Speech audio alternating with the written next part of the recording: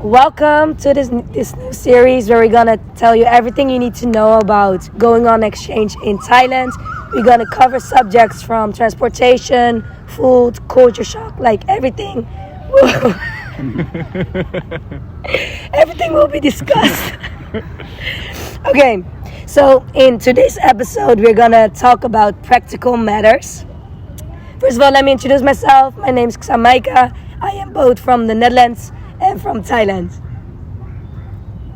Hi, I'm Nate. I'm 22. I'm Dutch from Utrecht. And I've been living in Bangkok for 3 months now. I'm Paula. I'm from Germany, also 22. I'm Tonke. I'm already 26, so I feel old. And I'm also from the Netherlands, from Rotterdam.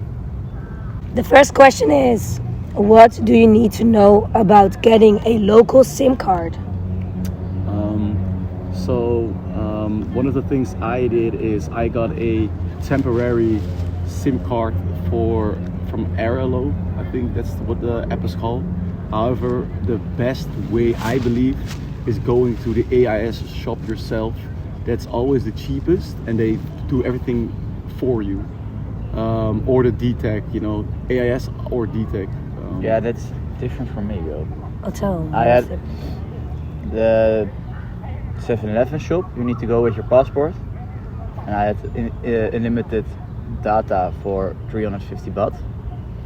And afterwards, they fucked me. Oh, sorry. Beep.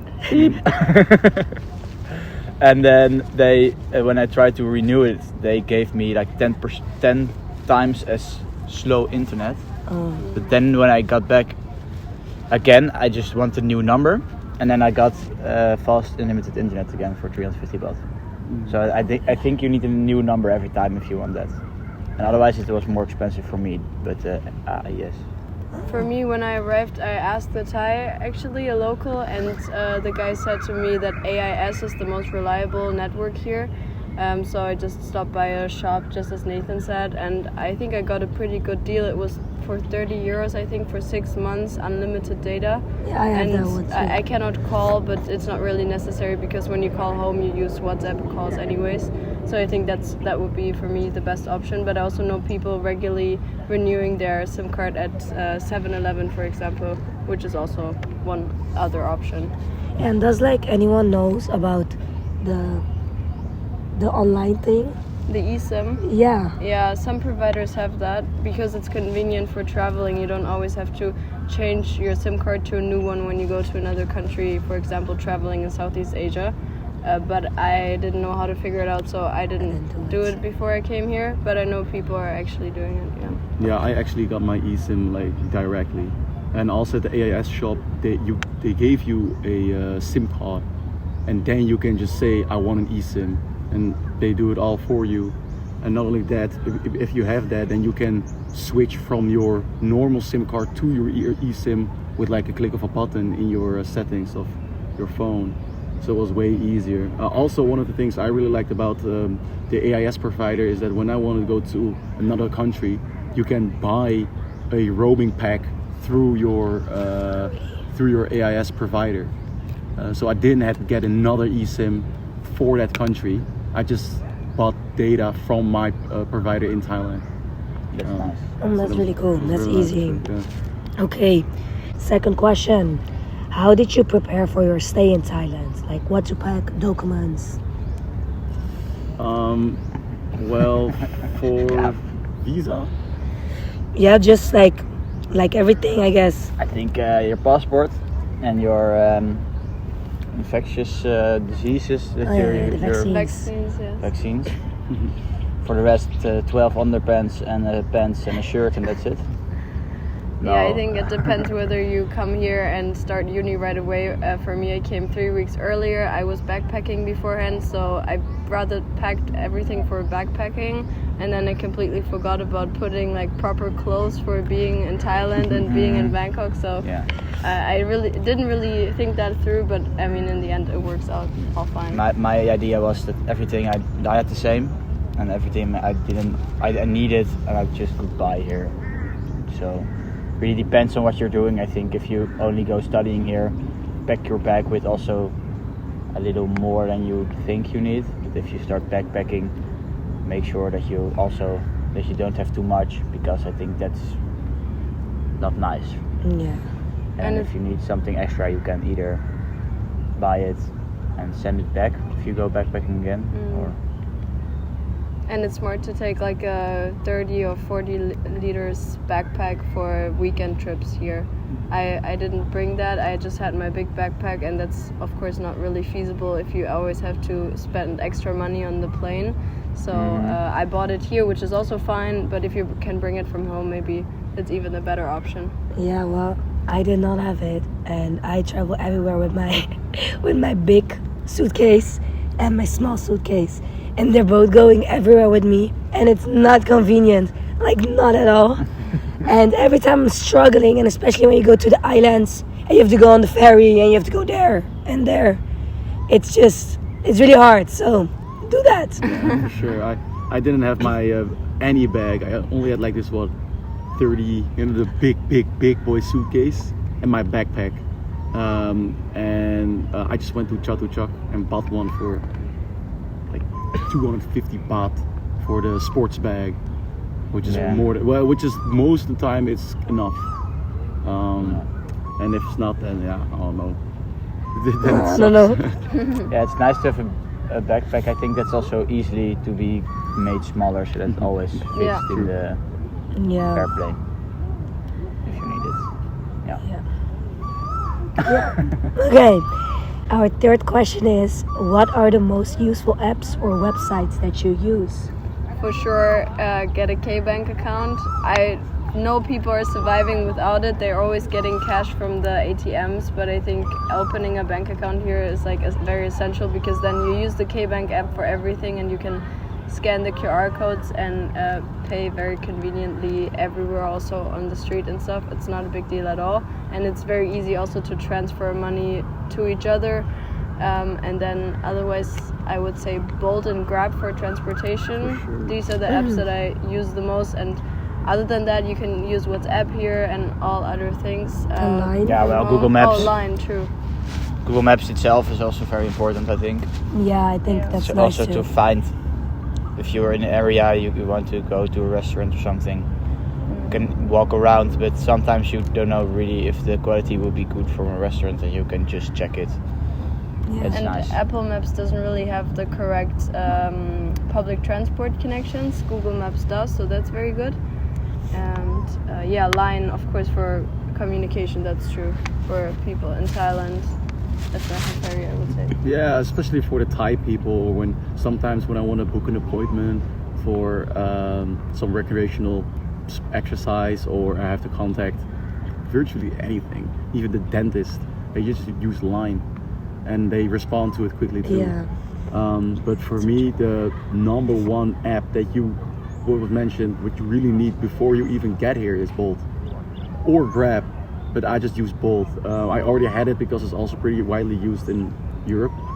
But yeah, I mean, it's reliable and affordable and quick too. So you need to get that, just because I mean, when you arrive at the airport, you don't get scammed or something by a taxi driver, because they always charge you more at the airport when a taxi driver comes up. Yep.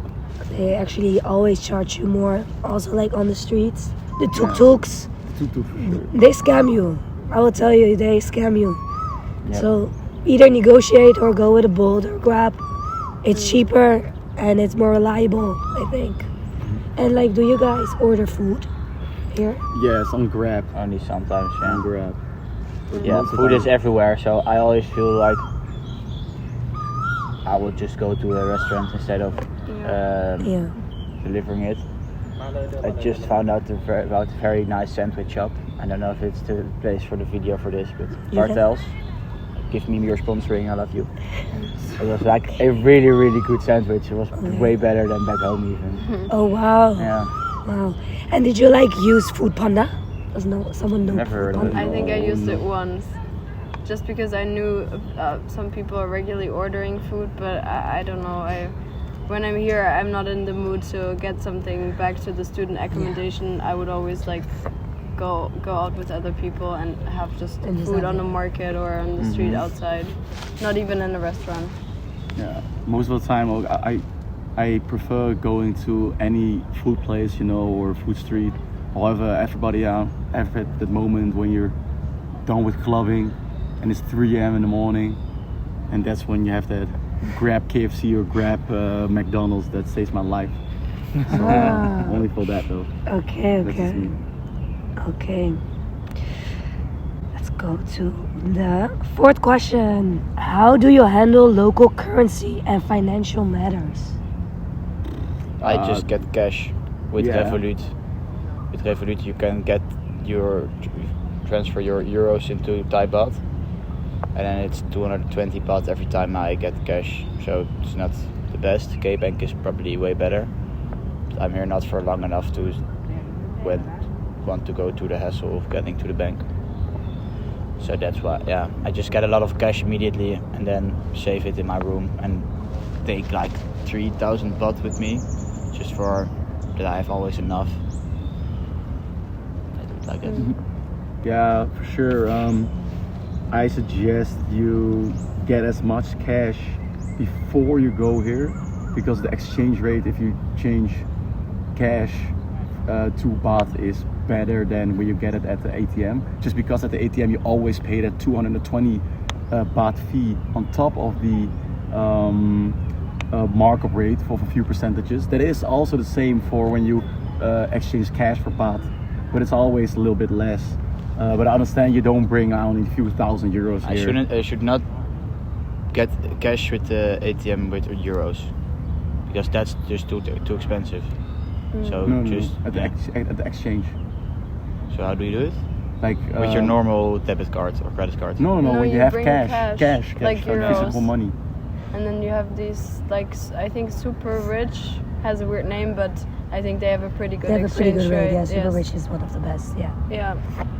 So that is an Yeah, I would option. recommend at least getting a Revolut, because Yeah. then you can just get Thai baht out of the ATM, so you don't have the conversion rate of stuff. But K-Bank is still the best, I think. Yeah, no, but Yeah. K-Bank you still need in combination with a good provider that is going to transfer your money for a good fee to K-Bank.